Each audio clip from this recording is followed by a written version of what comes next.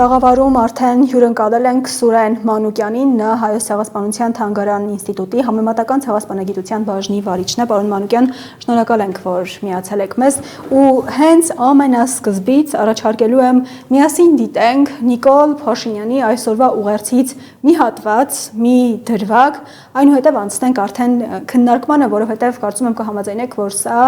Հայաստանի գործող իշխանության վերաբերմունքը մեզ համար ամենակարևոր, կենսական, վճռորոշ նշանակություն ունեցող հարցերից այս մեկին գերկարևոր է։ Հետևաբար լսենք։ Հասկացել ենք, որ չի կարելի թույլ տալ, որ մեծ եղեռնը միջազգային խաղացողների մեկը մյուսի դեմ պայքարի գործիք դառնա։ Մեր գիտությունների ազգային ակադեմիայի հրատարակած Հայոց պատմության հատորյակում է հիմնավոր կերպով արձանագրված, որ մեծ եղեռնը այլոց թվում հայ ժողովրդին միջազգային խարդավանքների մեջ ներքաշելու գործելակերպի հետևանք է, գործելակերպ, որը մեկնարկեց 19-րդ դարի կեսերից և իր ողբերգական կուլմինացիային հասավ 1915 թվականին։ Սիրելի ժողովուրդ, Հայաստանի Հանրապետության սիրելի քաղաքացիներ, մեր ժողովրդի մեծագույն փափագը իրականացված է։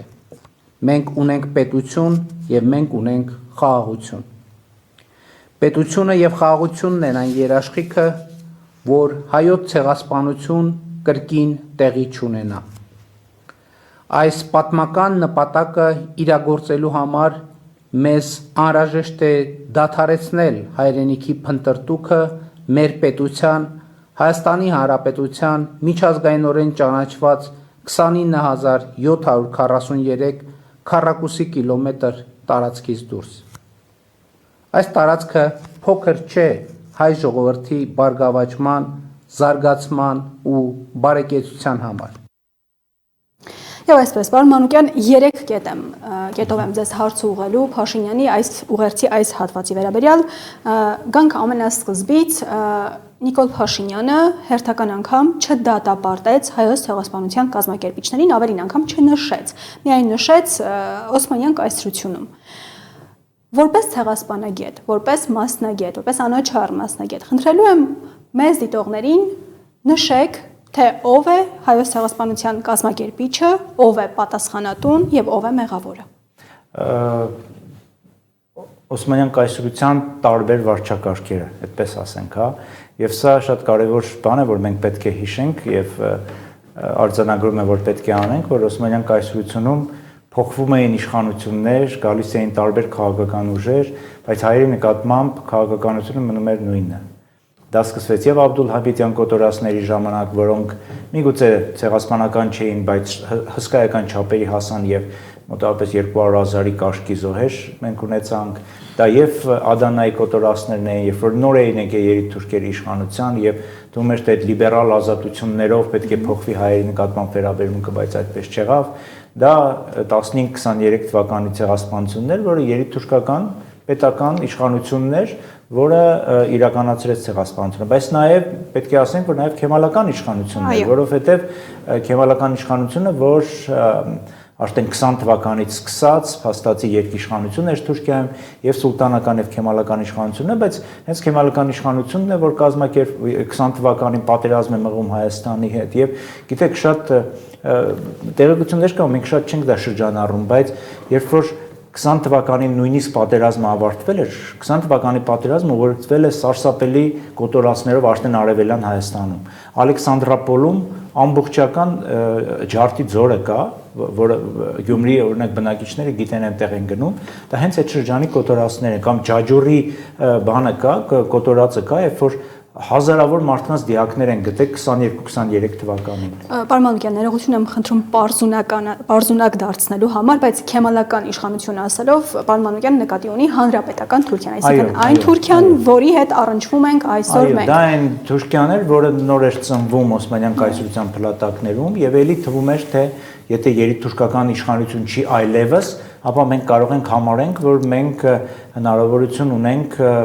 ինչ որ այլ համակեցություն գտնենք թուրքերի հետ, բայց քևալական իշխանությունը շարունակեց այդ քաղաքականությունը եւ դրանով կարող ենք ասենք, որ Թուրքիայի 3 վարչակարգերն են եկել են հաղահայ ցավոք սրտի։ Հիմա պատճառների մասին Փաշինյանը դրանցից մեկը նշեց, որը այո չենք հերքում, բայց որն էր հայոց ցեղասպանության գլխավոր եւ հիմնաքարային պատճառը բանալու։ Ուրեմն ընդհանրապես ցեղասպանությունները չեն ունենում մեկ պատճառ։ Դա շատ պարզունակացնում է ճիշտ ասիկ երևույթը։ Մի գործողությունը չի կարող բերել նման սարսափելի հետևանքների։ Հայոց ցեղասպանության պատճառները մի քանիսն են եւ այդ պատճառների հանրագումարն է, որ բերեց դրան։ Դա եւ Թուրքիայի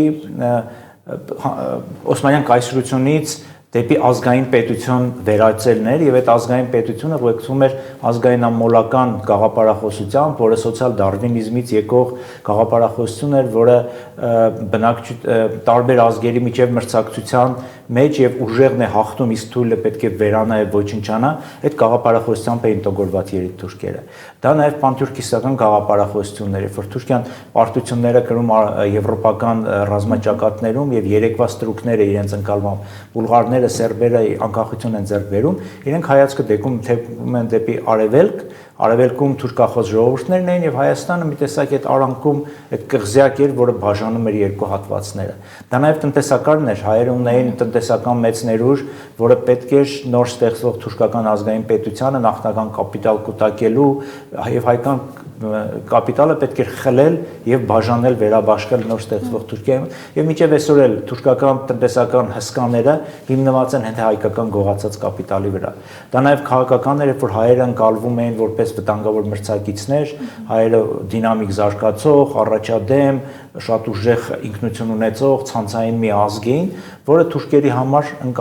թուրքերը ընկալեցին որպես վտանգ։ Իհարկե կար նաև աշխարհաքաղաքական։ Կար եւ աշխարհաքաղաքականը, բայց աշխարհաքաղաքական գործունեությունը կա ամենուր։ Ցանկացած գործողություն կապ ունի աշխարհաքաղաքականության հետ։ Եվ այդ ամբողջի հանրագումարը եւ ի վերջո նաև հոգեբանական պատճառներ կար։ Օսմանյան կայսրությունը փլվում էր, մարդիկ հասկանում էին, որ իրենք ընդունակ չեն պետությունը առաջ տանել եւ այդ մեղքերը իրենց անընդունակությունը փորձում էին նաեւ բարդեին այլոց վրա գտնելով նաեւ խաղաղության նոխազներ։ Շատ ծանոթ ֆորմուլա է, նույն բանը մենք տեսնենք հոլոկոստի դեպքում, երբ որ Հիտլերը էլի խաղաղության նոխազ կգտնի հրեաներին, համաշխարհային հրեությունը եւ այդ պատճառով դա կերն, այսինքն կուզենամ շեշտեմ, չի կարելի մի պատճառ նշել այս կամ այն քաղաքական նպատակահարմարությունից առանձնացնել մի պատճառ եւ դրա վրա կենտրոնանալ։ Դա չափազանց բարձրացնում է երևույթը։ Շարունակելով քաղաքական նպատակահարմարություն ձեր ֆրազը եւ Փաշինյանի ուղերձի վերաբերյալ երրորդ ու վերջին հարցս խոսում է պատմական հայրենիքի փնտրտուքին վերջ տալու մասին, որովհետեւ հիմնավորումը ինձ համար մի քիչ արտասովոր էր, որովհետեւ այն տարածքը, որը ունենք, բավական է։ Հիմա Պարոն Մանուկյան, առանց Սյունիքի էլ կարծում եմ այս տարածքը, որը ունենք, եթե ելնենք Փաշինյանի դատողություններով, բավական է։ Այո, Սինգապուրի օրինակ է բերվում։ Հիմա ինչ Սյունիքն են պահանջում, Սյունիքն էլ տանք։ Սինգապուրի օրինակ է բերվում, հետո այսօր տեսա, որ նաև այլ պետական կամ քաղաքական գործիչներ խոսում էին Իսրայելի մասին, ելի նշելով, որ տարածքը ավելի փոքր է, քան Հայաստանինը։ Գիտեք, ես խորհրդույթը նոր չի։ Եվ մի բան ասեմ, որ ցանկացողները կարող են ընթերցեն, գնացեք ընթերցեք 1920-30-ականների թեժթերը, հայկական թեժթերը, երբ որ հայ կոմունիստները, հայ բոլշևիկները շեշտում էին, որ մոռացեք Արևմտյան Հայաստանը, կենտրոնացեք մեր սովետական այս երկրի վրա, որը դառնալու է դրախտ մեր համար, մոռացեք Արարատը եւ հայացքը թեքեք դեպի Արագատ։ Գիտեք, որ կարդում եք այն ժամանակվա թեժթերը, մի տեսակ դեժավյուի է ստեղծվում։ Ո՞րն է այսօր այդ խոսույթը ակտուալ դարձնելու նպատակը, հաշվի առնելով, որ թիրախում հենց Սյունիքն է։ Հա, ես կարծում եմ, որ սա թեման վերջնականապես փակելու ճանապարհին ենք մենք հայոց ցեղասպանության ճանաչման եւ տեսակ այդ հիշողության քաղաքականության փոփոխելու։ Դուք հաշտ եք դրա հետ։ Իհարկե ոչ եւ կարծում եմ, որ կարող են ցանկացած բաներ հայտարարվեն, հրճակվեն, բայց ի վերջո հայոց ցեղասպանությունը բացի նրանից, որ ինքը հավաքական հիշողության, հավաքական գիտակցության մաս է եւ հավաքական ինքնության մաս է, ինքը նաեւ ամեն մեկիս ընտանեկան պատմությունն է։ Դու չես կարող մոռանաս քո ընտանեկան պատմությունը։ Դու չես կարող չհիշես այն տարածքները, որտեղից եկել են քո նախնիները, պարզ ընկալելով, որ մարդը հիշողությամբ է դառնում մարդ։ Պարոն Մանուկյան, եթերից առաջ գործընկերներս անպայման խնդրում են, որ իրենց էլ հարց տալու հերթ թողնեմ, հետևաբար փոխանցում եմ նախ Բենյամինին։ Նիկոլ Փաշինյանի ուղերձը առնվազն տպավորություն է ստեղծում, որ խոսելով ցեղասպանության մասին, մենք գործ ունենք արդեն ավարտված process-ի հետ։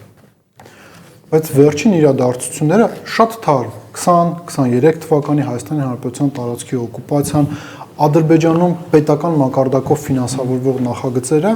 վկայում են մի փոքր այլնի մասին, որ սա շարունակական գործընթաց է, սուբյեկտիվ կարծիքն է։ Ձեր կարծիքով մենք գործ ունենք ավարտված process-ի հետ, թե դեռևս դրա արգասիքները մենք տեսնում ենք։ Ախր եթե process-ը ավարտված լիներ, մեր հարևան պետությունը ինքը անձամբ չէ շեշտի դրա շարունակականությունը։ Եթե մենք նայում ենք այդ ռազմական շքերթներին, որ կազմակերպվում են եւ փառաբանվում են, ոչ թե փառաբան, վկայակոչում են, որ MVR-ը կամ մնացածները իրենք կուրախանային, իրենք երջանկանային, եթե սա տեսնեն, իրենք անձամբ բերում են այդ շարունակական կապը։ Եթե նույնիսկ մենք աչքերը փակենք, ակնաժները փակենք եւ ձևացնենք, որ ոչ թե ակնաժները աչքը սխալ ասի, եթե մենք մեր ուղեղը անջատենք եւ չփորձենք վերլուծենք կատարվածը, իրենք մշտապես դա մեզ հիշացնում են։ Իրենց հիշացնում են, որ մենք շարունակում ենք այդ քաղաքականությունը։ Այսինքն իրենք չեն ներում եւ չեն մոռանում, որ մենք հայ ենք։ Այո, իրենք վերջին հաշվով, եթե մենք նայում ենք հայոց ցեղասպանությունը, ինքը ինչ որ միտեղ կարելի է համարել անհաջող նախագիծ։ Նախագծի հիմնական նպատակն էր հայերին վերացնել որպես ժողովուրդ, որպես այսպես խումբ, եւ նաեւ այդ վերացնելը միայն ֆիզիկական չէր։ Ի վերջո իրենք ոչ միայն կոտորում են արևմտյան Հայաստանի հայերին, իրանք ոչ միայն կոտորում են արևելյան Հայաստանի հայերին, այլ նաեւ մենք պետք է հասկանանք, որ ցեղասպանությունը նաեւ ունի երկարաժամկետ սոցիալական, քաղաքական եւ հոգեբանական ազդեցություն։ Եվ իրենք կարծում են, որ մնացյալ այդ հատվածները հայերենական կոտրված են, որ եւ մշակույթը կմոռանան եւ առանձնապես զարգանալու ոչ մի ներուժ չեն ունենա, բայց մենք փաստացի զարմանալիորեն ցույց տվեցինք, որ չէ, մենք դիմացանք, մենք պետականություններ ստեղծեցինք, եթերով մենք պետություն եւ դրա համար ես կարծում եմ, որ իրենք այդ ծրագիրը դեռ անվարկված ցավոք սրտի չեն համարում։ Եվս մի նրբերանգ կապված միջազգային իրողության հետ, որի վրա առանձին ուշադրություն է դարձում, եթե շատ բարձ, այսպես ասած, գերտերությունները կամ տարածաշրջանի պետությունները պատերազմում էին, այդ իսկ պատճառով մեր դեմ սկսվեց գործողությունը, բացի նրանից, որ փաստորեն մենք արդարացնում ենք սրանով Թուրքիայի գործողությունները, երկրորդը ի վերջո մենք երկար տարիներ, երբ որ պայքարում ենք ցեղասպանության միջազգային ճանաչման համար, չէ՞ որ մենք սա անում ենք ոչ միայն ելնելով պահանջատիրությունից, ելնելով մեր ազգի ողբերգությունից, այլ նրանից, որ մենք փորձում ենք լինել այն ժողովուրդը, որը կկանխարգելի առհասարակ աշխարհում հանցագործություններ, բայց երբ որ դու օրինակ ասում ես, որ պատերազմական իրողությունները ֆոն են ստեղծել, այդ իսկ պատճառով է Թուրքիան գնացել դրան։ Սա գիտեք ինչի է նման, երևի Ամերիկայի եւ Իրանի միջև պատերազմի ֆոնին այդ տրամաբանությամբ Մեքսիկան եւ Կանադան կարող են հարձակվել Ամերիկայի Միացյալ Նահանգների վրա, ցեղասպանական գործողություններ իրականացնել եւ արդարացնել իրենց գործողությունները, չգիտեմ, Հորմուզի նեղոցի փակումով։ Խնդիրն այն է, որ այստեղ ստեղծվում է հող եւ ստեղծվում են նյութեր, նաեւ կարելի ասել, որոնք հետագայում կարողանան օգտագործեն ժխտողականները։ Ինձ շատ հաճախ հարցնում են, արդյոք Նիկոլ Փաշինյանը ժխտողական է թե չէ։ Ես ասում եմ, որ ուղղակիորեն ոչ, ինքը չի ժխտում, որ եղել է հայոց ցեղասպանություն, ինքը խոսում է դրա մասին, ինքը նաև պարբերաբար այդ թեման բարձրացնում է։ Բայց իր թեզերը, իր բացատրական թեզերը, իր աները դրանք կարող են օգտագործվեն ժխտողական քաղաքականություն իրականացնող պետությունների, գիտնականների եւ այլն կողմից։ Այսինքն ցանկացած թուրք ժխտողական այլևս հղում է կատարելու ոչ միայն այլ թուրք ժխտողականների կամ վարձած, չգիտեմ, այլ ազգիների, այլ նաև կարող է ուղղակի հղում կատարել արդեն իսկ Հայաստանի իշխանությունների։ Բայրամովը հղում էր անում Նիկոլ Փաշինյանի խոսքին, ՄԱԿ-ի անձնական։ Եվ դա վտանգավոր է, եւ դրա համար ես օրինակ չգիտեմ, բարձա երևի իմ խոսքը չեն լսի, բայց ես կոչ կանեի, մի քիչ զգուշ լինեի այդ տերմինաբանություն գործատության մեջ, ես իմ պարտք կհամարեցի դա անպայման ասել։ Պարոն Մանուկյան, Էրդողանի տերմինաբանության մասին խոսենք, որը կհամաձայնենք շատ չի տարբերվում փաստացիորեն Նիկոլ Փաշինյանի տերմինաբանությունից, եթե այսպես ասեմ, առաջին համաշխարհային պատերազմի դժվարին պայմաններում իրենց կյանքը կորցրած օսմանյան հայերին է հիշում, Էրդողանի այսօրվա ելույթից եմ հիմա որոշ ֆրազներ մեջ բերելու, ցավակցություն է հայտնում նրանց սերունդներին, բայց այդ սերունդների եւ Հայաստանի կապը ամեն գնով փորձում է խզել, իրականությունը դա է։ Օսմանյան կայսրության փլուզման ժամանակ խորը ցավ ապրեցին նրանք, ովքեր իրենց կյանքը կորցրեցին օկուպացիայի, հակամարտության, ապստամբության, ավազակախմբերի շարժումների, ահաբեկչության եւ համաճարակների պատճառով։ Ում եւ ինչ հնարավոր է բերում է որպես պատճառ, բացի Էնվերից ու Թալյաթից իր փառաբանած։ Չի նշվում, որ դա նպատակաուղղված քաղաքականություն էր, պետական քաղաքականություն էր, մասնակից էին պետական ուժերը, պետական այսպես գործակալները եւ այդ առումով իհարկե դարձ եթե մենք խոսում ենք ցեղասպանության մասին, եթե դու չես նշում մտադրությունը, ապա կատարված ցեղասպանություն չի։ Իսկ եթե դու չես նշում սուբյեկտը, ով որ իրականացրել է, բնականաբար այստեղ մտադրության մասին ուղղակի կարելի է չխոսել։ Եվ մի բան էլ ուղղակի ավելացնեմ, ձեր ասացին շարունակելով, իհարկե միջազգային իրավիճակ եղել է։ Իհարկե մեր հարցը միշտ էլ օգտագործել են, բայց եկեք անկեղծ լինենք, էլի մենակ մեր հարցը չեն օգտագործել։ Նույն Սան Ստեֆանոն, որը եթե չեմ սխալվում նշում է, որ ասեց, ես չեմ ուզում ուղղակի չեմ ցիտի իհարկե, որ Սան Ստեֆանոյով սկսվեց հաստատի այս ճանապարհը դեպի հայոց ցեղասպանություն։ Հայկական հարցի բարձրաձայնումը։ Ես դες ասեմ, Սան Ստեֆանոյից սկսվեց բուլղարների հարց, որոնք ստացան անկախություն, չեռնոգորցիների հարց, այսինքն ուզում եմ ասեմ, որ ինչ որ մի դեպքերի զարգացման մեկ այլ սցենարով Սան Ստեֆանոն կարող էր բերել հայկական անկախության։ Քանի որ շարունակում ենք նույնպես սխալ ընդդում է, էլի։ Քանի որ շարունակում ենք դեռ խոսել Փաշինյանի այս ուղերձից, նաև հաշվի առնելով Էրդողանի ուղերձի տեքստն է արդեն հասանելի, ուղիղ ու պարզ կհարցնեմ, պարոն Մանուկյան, եթե Փաշինյանի ուղերձի տեքստը մինչև իր կարդալը հայտնվեր Էրդողանի ձեռքում, որևէ բառ Էրդողանը կփոխեր այդ տեքստում, որը Փաշինյանը ասաց։ Դժվարանում եմ ասեմ Էրդողանի փոխարեն չեմ ուզում պատասխանեմ, բայց այնուամենայնիվ ես մի բան էլ կնշեմ, որ այդ մոլուցքը մոռանալ, կողքերը չնայել, ի վերջո հայրենիքը եւ պետության տարբեր հասկացություններ են։ Ոչ մեկը չի կարող ինձ արգելել երազանք ունենալ, ոչ մեկը ինձ չի կարող արգելել հույզեր ունենալ, հիշողություն ունենալ, հիշատակ ունենալ, ամեն օր Արարատին նայել ես, հիմա մարդկանց կտես գայական բաներ եմ ասում, բայց դա գայական բաներ չէ, ի վերջո մեր ինքնությունը ինչից է ձևավորվում, հենց դրանից է, այդ մանր քարերից է ձևավորվում մեր ինքնությունը, որը մեզ բերը հասցրել է 21-րդ դար, եւ ուրեմն ինչ որ բան եղել է այդ ինքնության մեջ, որը մեզ թույլ չի տվել զուլվել այլ ժողովուրդների մեջ, կորել գնալ ցեղասպանությունից հետո։ Եվ երբ որ դու փորձում ես արհեստականորեն ստեղծես մի նոր ինքնություն, որի մեջ չեն լինի այդ կարևոր բաները, հենասյուները, ուրեմն շատ վտանգավոր ճանապարհի վրա են կանգնում։ Ինչ նոր ինքնություն։ Այ սա ֆունդամենտալ հարց է, ձեր կարծիքով, մասնագիտական կարծիքով, ժխտելով այն ինչի շուրջ կառուցվել է, չգիտեմ, միգուցե սխալ ձևակերպում եմ տալիս հայ ազգը, ինչ ինքնություն է ձևավորվում։ Դուք կարող եք նաև այսպես օրինակ բերել նման ցավոք սրտի չեմ ուզում կարող, չեմ զբաղվել, բայց այստեղ իմ կարծիքով մի քիչ անհարգի հակադարձում կա պետություն ազգ հասկացության մեջ։ Այսինքն մի տեսակ արհեստական, ոնց որ Արարատ Մարագացն է, արհեստական օրակարգ, արհեստական հակադարձություն։ Այդ երկու լեռը շատ համերաշխ հազարամյակներով գոյատևել են հայ ժողովուրդը երկուսի նկատմամբ է ակնածանք ու սեր է ունեցել։ Եվ այսօր մի տեսակ ուզում եմ ուրիշ ծայրագության մեջ ենք ընկնում, հա, մարդիկ ովքեր ոնց որ սրան դեմ են գնում, փորձում են արագացի գոյությունը նսեմացնել, որ այդպես չի, երկուսն է մերն են, եւ այդ արհեստական օրակարգերն մտցնելը հիմա մենք կհասնենք մի օր նրան, որ մարդիկ ովքեր ազգային գաղափարախոսության կողմնակից են եւ այլն, կսկսեն պետությունը բան անել, ավելի նսեմացնել եւ այլուրից հաց անկանել։ Ես ուզում եմ ասեմ, որ պետք է վերջ տալ սրան եւ ցանկացած իշխանության իմ կարծիքով կարևորագույն ֆունկցիաներից մեկը դա համազգային համերաշխության ձևավորումն է եւ ոչ թե այսպես բաժանարգարար գծել, իսկ այս պարագայում երբ որ դու հայրենիքը հակադարձում ես պետությանը կամ ազգը հակադարձում ես պետությանը, խնդրեմա է։ Ինչպես հարաբերվել Թուրքիայի հետ ներկա իրողությունները։ Դժվար հարց եք տալիս իհարկե, որովհետեւ այն գործընթացները, որ ընդհանրապես այսօր աշխարհում տեղի են ունենում, շատ քիչ տեղ են տալիս, հա, այսպես խաղալու։ Հապես իրենք պատրաստ են մեզ հետ խաղալ։ Բայց խնդիրը հետեւյալն է, որ ես չեմ կարծում, որ դիմացինը քո հետ հարաբերությունները կբարելավի քո հիմնարար սկզբունքների զիջման դիմաց։ Ի վերջո ոչ ոք չի հարգում այն ուժերին, ովքեր պատրաստ են ամեն ինչ զիջեն եւ ամեն ինչ բան անեն։ Վերջին հակամարտությունները եւ ռուս-ուկրաինական եւ այս ԱՄՆ-Իրանի հարաբերությունները ցույց տվեցին, որ միայն դիմադրող պետություններն են, որ շանս ունեն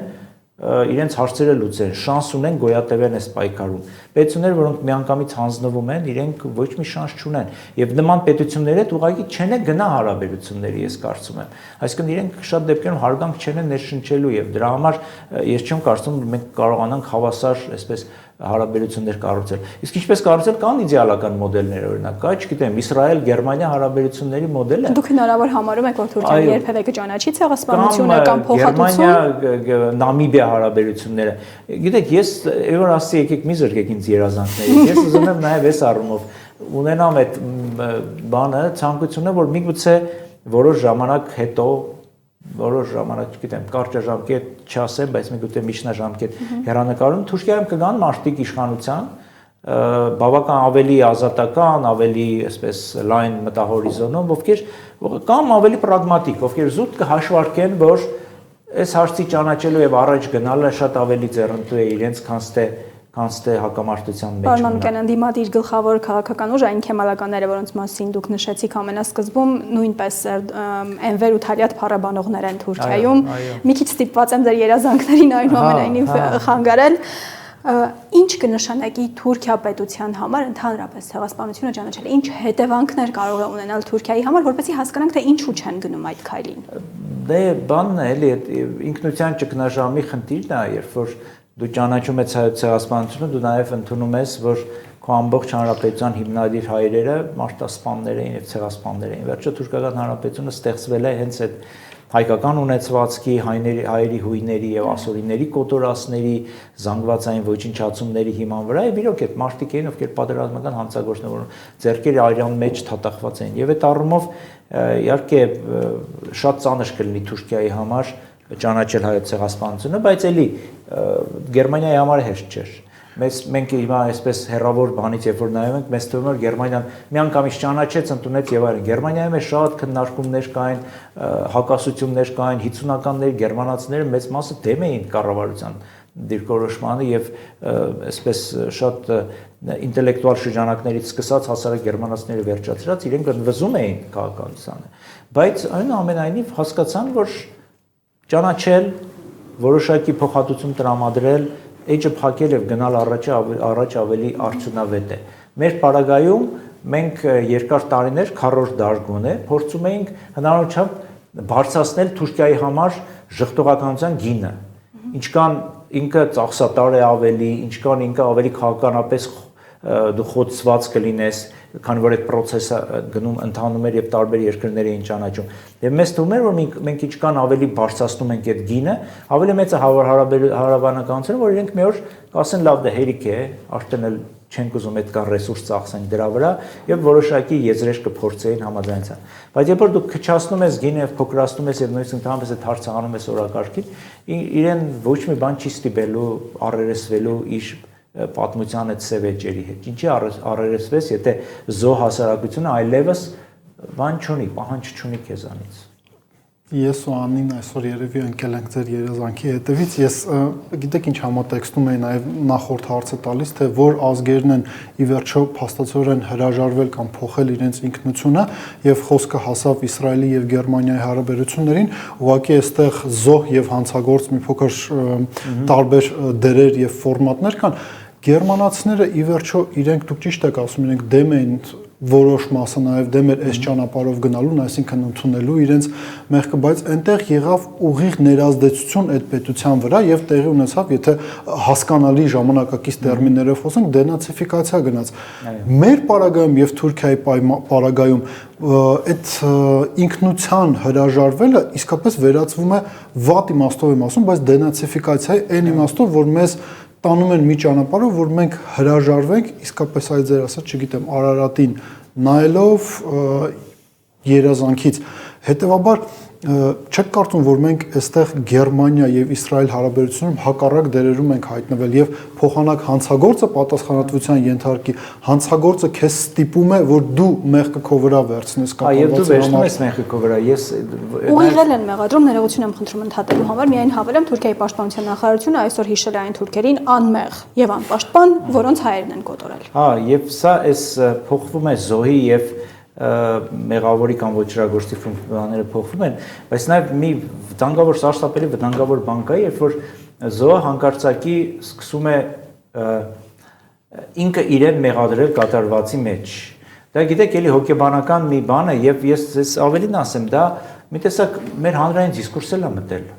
Ցավոք սրտի, որ դա ոչ միայն քաղաքական նպատակներով օգտագործված խոսույթ է, այլ նաև հանրային ես հանդիպում եմ մարդկանց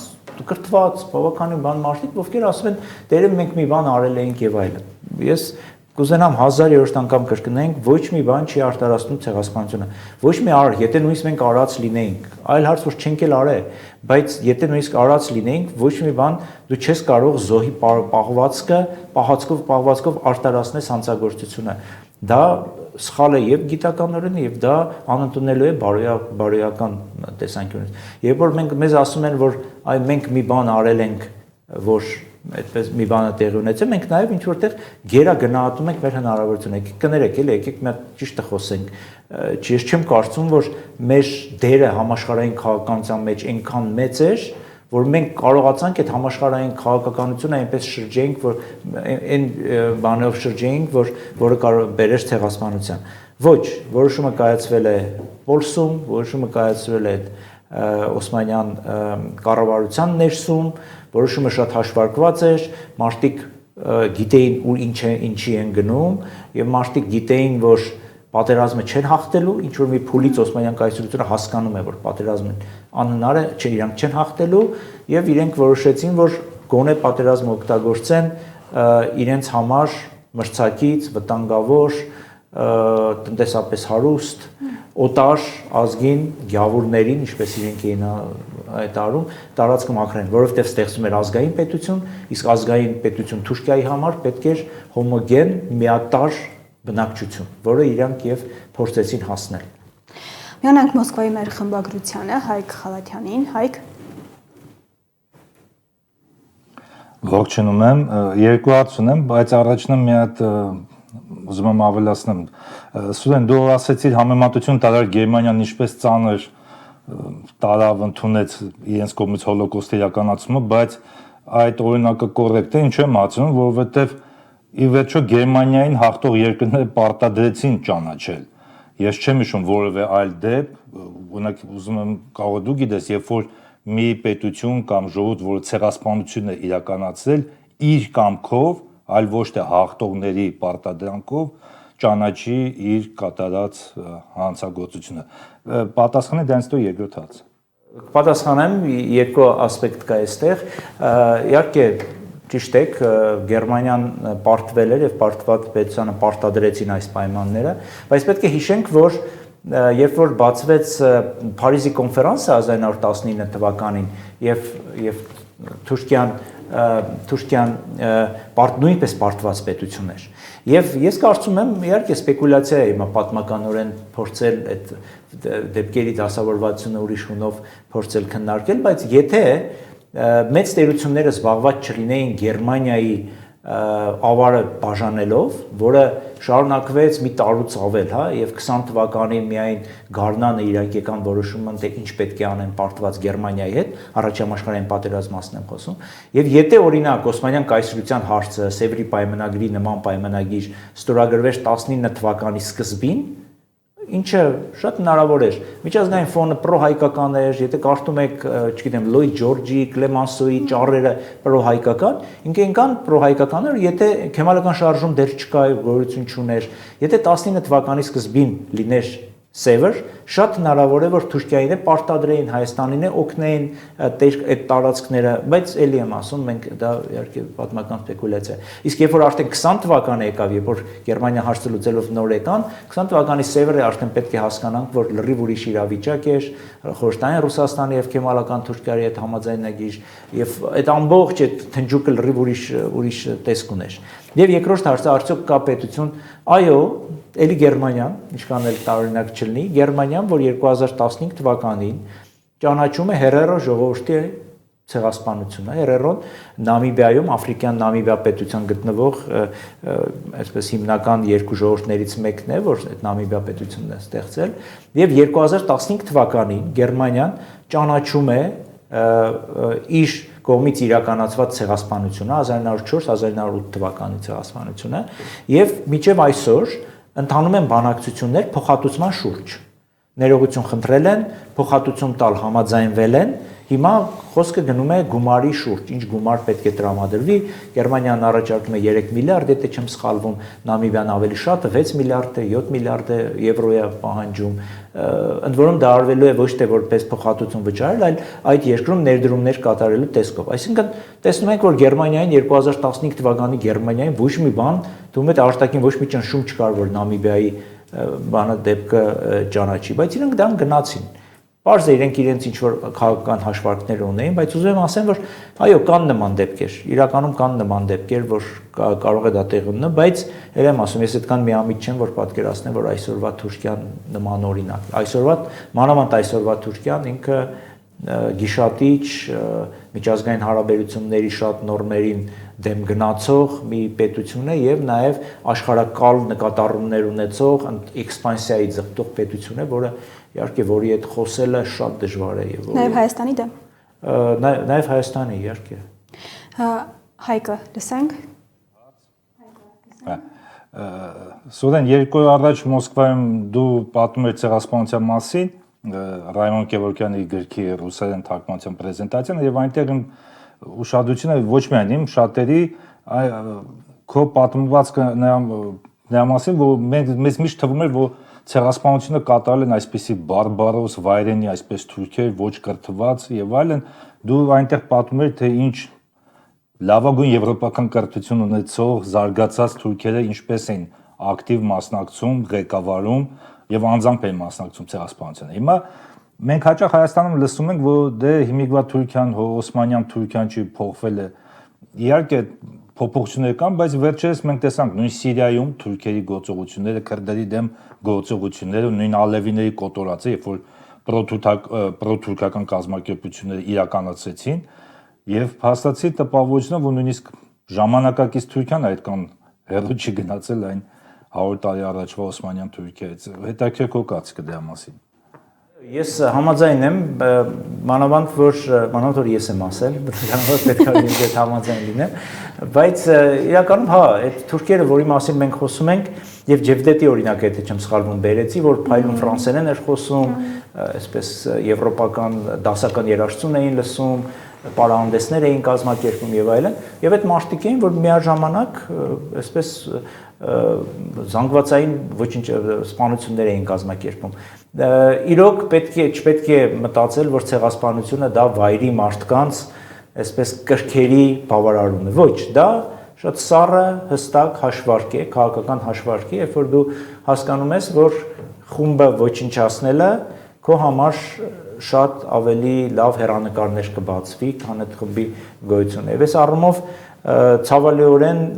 մենք նաև հայոց ցեղասպանության ժամանակ մի բան չըմբռնեցինք, որ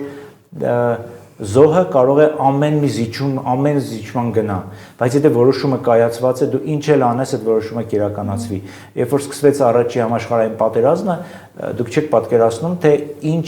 մեծ էր հայկական օգնությունը Օսմանյան կայսրությանը, չափից ավել նույնիսկ, ինչու եմ ասում չափից ավել, որտեղ հայկական էլիտան շատ լավ հասկանում էր վտանգը եւ նույնիսկ ցուցադրական իրենք կոչ էին անում ամեն ինչով օգնել Օսմանյան պետությանը, որպիսի հանկարծ մի կատիր կասկած չլինի բանի հավատարմության նկատմամբ։ Համարյա ինչպես այսօր։ Այո, եւ այդ ամեն ինչը արվեց, բայց դա չկանխեց սպանությունները։ Հայ զինվորները գնում էին ռազմաճակատ, հազարավոր հայ զինվորներ զոհվել են թուրքական բանակի շարքերում, Դարդանելի ճակատամարտում կամ այլ ճակատամարտերում։ Չգիտեմ,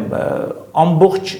հայ համայնքը աշխատել է իօգուտ Թուրքիայի, բայց քանի որ որոշումը կայացված էր, քանի որ քաղաքական նպատակարարությամբ արդեն գծված էր հայերի ոչնչացումը, ինչ էլ դու անես, եթե որոշումը կայացված է, զոհ խումբը չի կարող կանխել։ Միակ բանը, որ կարող անել զոհ խումբը, դա դիմադրելն է։ Դիմադրելն է, ինքնապաշտպանություն կազմակերպելն է, զինվելն է, այն ինչ որ ժամանակին Խրիմյան հայրիկն էր կոչ անում, հետո դրանից հետո փորձեցին իրականացնել ֆիդայական խմբերը եւ դրանից հետո փորձեցին Օսմանյան կայսրությունն այդ արդեն ցեղասպանության տարիներին իրականացնել Վանում, Մուսալերում, Ուրֆայում, Շապիկարայիսարում եւ այլ տեղերում, որտեղ մարդիկ հասկացան, որ միակ միջոցը կռվելն է։ Եվ այդ տեղերում, որտեղ կռվել են, շատ ավելի բարձր է եղել փրկվածների տոկոսները, քան այն տեղերում, որտեղ համաձայնվել են, լուր են մնացել, ասել են չդիմադրենք, դեմ չգնանք այս ամեն ինչին։ Մուսալերան օրինակը փայլուն օրինակ է։ Այն գյուղերը, որոնք չենտարկվեցին հրամանին տեղանության բարձրացան լեռը եւ փրկվեցին, այն գյուղերը, որոնք ասցին, որ ավելի լավ է բան չանել,